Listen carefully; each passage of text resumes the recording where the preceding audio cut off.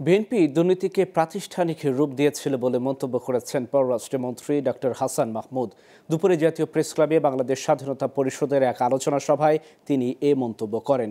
পররাষ্ট্রমন্ত্রী বলেন, সরকার স্বচ্ছতার সঙ্গে দেশ পরিচালনা করছে, কেউ অন্যায় দুর্নীতি করলে বিচার হচ্ছে, অথচ নির্বাচনে ঘিরে বিএনপি এখনও বিভিন্ন ষড়যন্ত্র করছে।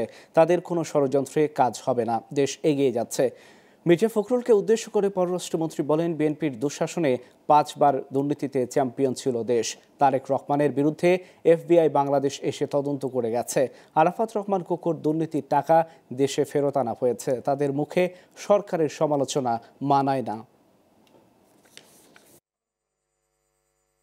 আমরা অত্যন্ত স্বচ্ছতার সাথে দেশ পরিচালনা করছি। কেউ অনিয়ম, অন্যায় কিংবা কেউ দুর্নীতির সাথে যুক্ত হলে সেটির বিচার হয় আমাদের দেশে।